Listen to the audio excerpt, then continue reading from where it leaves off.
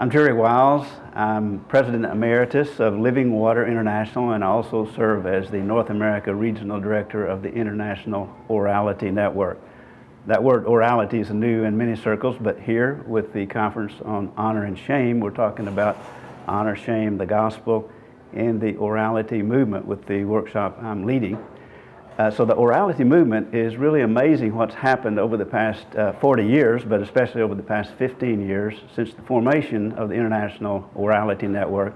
Orality, in its definition, is having a reliance upon non-written or spoken communications. But the orality movement, the depth and breadth and magnitude of the orality movement is much bigger. And it has to do with the way the majority of the people of the world have learned and communicated from the beginning of time. So getting back to the roots of the early church, this is the way the gospel spread throughout the whole populated world in the first century before we had radio and TV and the internet and the printing press. So getting back to biblical, simple, reproducible methods and message that can be taken anywhere on the planet. When Jesus said, go into all the world, make disciples of all people groups, he didn't say make disciples of all literate people groups, but all people groups. So that would include the people who have no written script, no scripture in their heart language or mother tongue. So when we think about reaching the unreached people groups and completing the Great Commission, this is where the orality domain is so important. So the network that started in 2004 with 30 organizations, now there's more than 2,000 organizations a part of that. So we're collaborating with a lot of other networks, alliances, and ministries, associations of organizations doing a lot of different things advancing the kingdom. So evangelism, church planting, disciple making, but now we're getting into leadership development, other applications, contextualized leadership development for oral cultures and oral learners. So in addition to the oral cultures and the oral learners, primary oral learners, people who can't read, non-literate people, there are many oral preference learners in the world. So when we include the people of the world who can't, don't, or won't read, or those who prefer to learn and communicate by oral methods or non-written communications. So the orality domain and the oral arts can include things like song and dance and drama, parables, poetry, proverbs, other aspects of oral cultures, images, various aspects of visual arts and entertainment. So, but also the technology that we have now. So using all the tools of the age and also the tools of the ages. So how are the ways that people have learned and communicated? And we say that, and of course honor shame is a very important part of this, and the cultural understanding, the worldview, the way people, learning and communication theory. And so now we're working more in the academic world, creating the International Society for Orality Missiology. So that's a group of scholars, researchers, and practitioners who are doing things to help institutions, seminaries and other institutions doing missionary training, addressing the issues of oral methods, orality missiology. So the orality in business, working with the business as mission movements, different organizations doing that.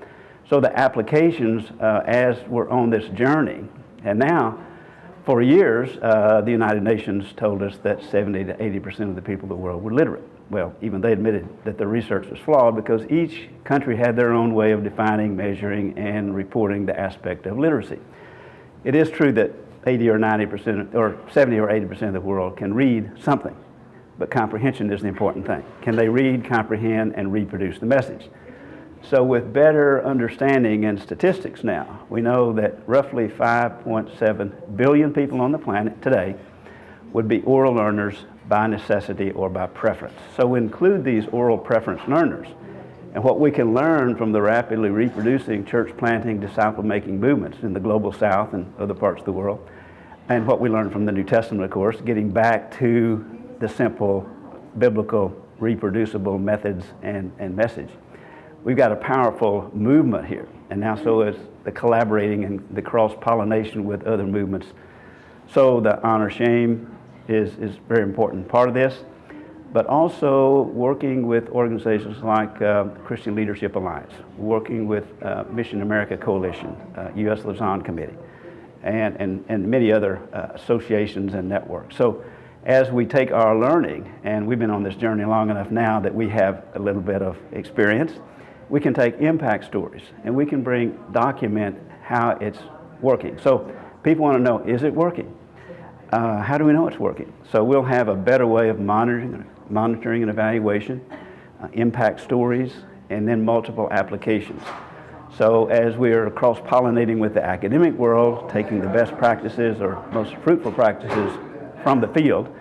So a couple of years ago, I read an article about orality from the bush to the boardroom. Not from the boardroom to the bush, but what can we learn in the most primitive places, the oral cultures, the simple, reproducible methods. So what we learn from the more relational, communal, oral cultures, many of those lessons will work here in the United States. So we're doing more orality training here in the United States, initially because pastors and mission leaders are going on short-term mission trips. But once they go through the training, we say orality is better experienced than explained. So our training is based on demonstration, participation, and explanation. So the participation part is huge. Participation, engaging, telling stories, but more than telling stories, giving deep spiritual lessons in the oral context. So when you ask the questions, how much and what do people need to know to enter a relationship with the living God? And what's the best delivery system? We ask the right questions. Biblically knowledgeable people who have a global perspective and cross-cultural understanding, they usually come to the right answers. So I have a conversation like this with many leaders and scholars and theologians. Sometimes people say, well, you know, I never thought about that. No one's ever asked me those questions. So maybe we should be asking those questions. So when we think about, we've got to get beyond the modern Western literacy-based models and get back more to an early church model if we're going to be successful and we're going to be able to complete the Great Commission. We believe it will happen. We're on a great learning journey, and we just say, join the journey.